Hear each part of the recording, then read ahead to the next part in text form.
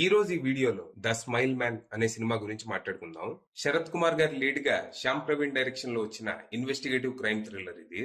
ఈ cinema story ఏంటి, దీని మీద నా ఒపీనియన్ ఏంటి అనేది ఇప్పుడు తెలుసుకుందాం పదండి. ముందుగా ఈ సినిమా స్టోరీ ఏంటంటే, ఈ సినిమాలో మన హీరో చిదంబరం ఒకప్పుడు సిబిసిఐడిలో ఆఫీసర్ గా పనిచేసి ఎన్నో క్రైమ్స్ సాల్వ్ చేస్తాడు. తన ప్రొఫెషనల్ కెరియర్ లో తను సాల్వ్ చేయలేకపోయిన కేసు ఒకటే, అది smile man serial killing case. ఎవరో గుర్తు తెలియని వ్యక్తి సిటీలో ఎవరిని పడితే వాళ్ళని కిడ్నాప్ చేసి వాళ్ళ మూతుల్ని స్మైల్ ఆకారంలో కట్ చేసి దారుణంగా చంపుతూ ఉంటాడు. ఈ కేసు సాల్వ్ చేయడానికి మన చిదంబరం ఎన్ని ప్రయత్నాలు చేసినా హంతకుడు చాలా తెలివైన వాడవటంతో తను అన్సక్సెస్ఫుల్ గా మిగిలిపోతాడు. తర్వాత కొన్ని హెల్త్ ఇష్యూస్ వల్ల మన హీరో వాలంటరీ రిటైర్మెంట్ తీసుకుని ఈ కేసుని మధ్యలోనే వదిలేయాల్సి వస్తుంది. తన తర్వాత వేరే ఆఫీసర్ ఈ కేసుని టేక్ ఓవర్ చేసి స్మైల్ మ్యాన్ ని ఎన్కౌంటర్ లో చంపేస్తాడు. ఇది జరిగి 5 ఏళ్లు అవుతుంది. ఇక ప్రస్తుతం మన చిదంబరంకి అల్జైమర్స్ ఎర్లీ స్టేజెస్ లో ఉందని డయాగ్నోస్ అవుతుంది. ఇంకో సంవత్సరంలో తను అన్ని మర్చిపోయే అవకాశం ఉంది. ఇది జరిగే లోపు సిఐడి ఆఫీసర్ గా తను సాల్వ్ చేసిన కేసులన్నింటినీ ఒక బుక్ గా ప్రచురించి మెమొరీగా మార్చుకోవాలనుకుంటాడు. అలాగే తన కెరియర్ లో తను సాల్వ్ చేయలేకపోయిన స్మైల్ మ్యాన్ కేసుని మళ్లీ ఓపెన్ చేసి తను అన్ని మర్చిపోయే లోపు దీన్ని కూడా సాల్వ్ చేయాలి అనుకుంటాడు. ఓ ప్లాన్ ప్రకారం 5 ఏళ్లుగా అజ్ఞాతంలో ఉన్న స్మైల్ మ్యాన్ ని మళ్లీ బయటికి తీసుకొస్తాడు. మరి తర్వాత ఏం జరిగింది, అసలు ఈ స్మైల్ మ్యాన్ ఎవరు, ఎందుకు ఈ హత్యలు చేస్తున్నాడు? 5 ఏళ్ల క్రితం చనిపోయాడు అనుకున్న తను ఇప్పుడు ఎలా తిరిగి వచ్చాడు? ఎన్కౌంటర్ లో చనిపోయింది ఎవరు?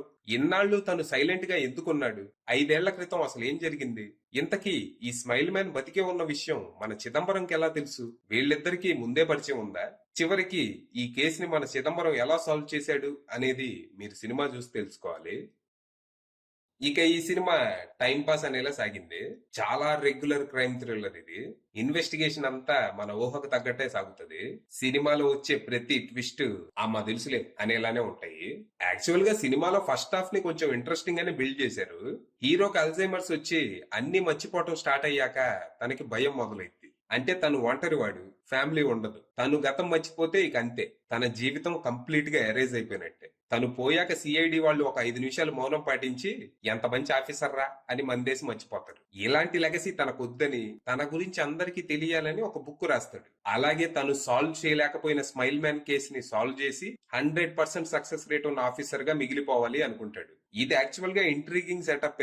అన్ని మర్చిపోతున్న హీరో తెలివిగా హత్యలు చేసే విలన్. ఇంకా వీళ్ళిద్దరి మధ్య మంచి మైండ్ గేమ్ ఉంటదేమోనని ఎక్స్పెక్ట్ చేశా. కానీ ఇక్కడ డైరెక్టర్ మైండ్ గేమ్ పక్కన పడేసి అష్టాచమ్మ, తొక్కుడు బిళ్ళ, చెమ్మ చెక్క ఇలాంటి గేమ్స్ ఆడాడు. స్మైల్ మ్యాన్ తెలివైన వాడు అనేది ఒక్క మాటల వరకే. తను వేసే ప్లాన్లు, ఎస్కేప్ అయ్యే విధానం అన్ని చాలా అమెచరిష్ గా ఉంటాయి. సినిమా అయ్యాక ఈయన్ని పట్టుకోవటానికి ఎంత అవసరమా అనిపిస్తుంది.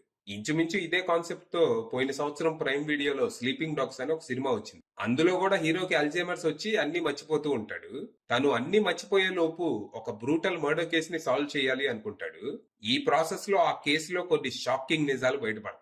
ఇందులో ఇన్వెస్టిగేషన్ గానీ, ట్విస్ట్లు గానీ బాగుంటాయి. ముఖ్యంగా క్లైమాక్స్ ట్విస్ట్ అయితే షాకింగ్ ఉంటది. సిమిలర్ కాన్సెప్ట్, బెటర్ ఎగ్జిక్యూషన్ కావాలంటే స్లీపింగ్ డాగ్స్ మూవీ ప్రైమ్ వీడియోలో స్ట్రీమ్ అవుతుంది. అలా కాదు, ఎలా ఉన్నా నాకు ఓకే, కాసేపు టైం పాస్ అయితే చాలు అనుకుంటే స్మైల్ మ్యాన్ మూవీ ఆహాలో స్ట్రీమ్ అవుతుంది. ఇంట్రెస్ట్ ఉన్న వాళ్ళు వెళ్ళిపోవచ్చు. అది విషయం.